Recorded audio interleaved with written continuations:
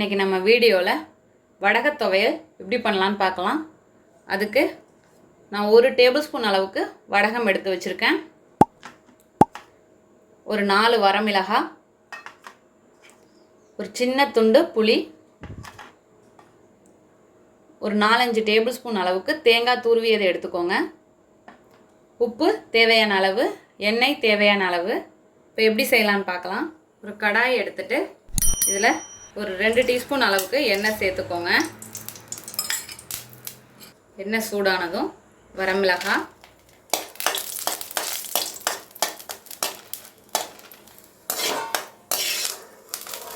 மிளகாய் வறுப்பட்டதும் எடுத்துடலாம். இதே கடாயில் புளியையும் சேர்த்துடலாம்.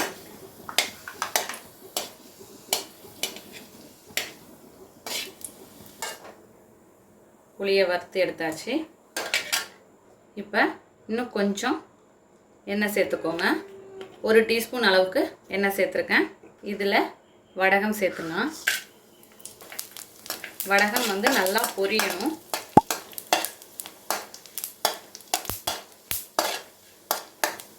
பாருங்கள், நல்லா பொரிஞ்சு வருது. இப்போ நல்லா வறுபட்டுடுச்சு.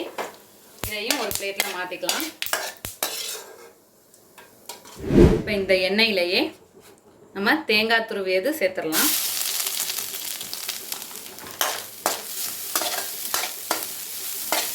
இதையும் மீடியம் ஃப்ளேம்லேயே வச்சு நல்லா வறுத்துக்கோங்க.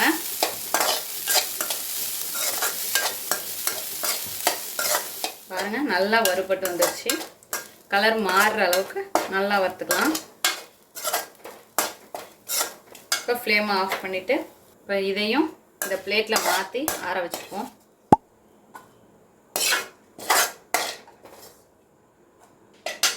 இது இப்போ ஆறட்டும்.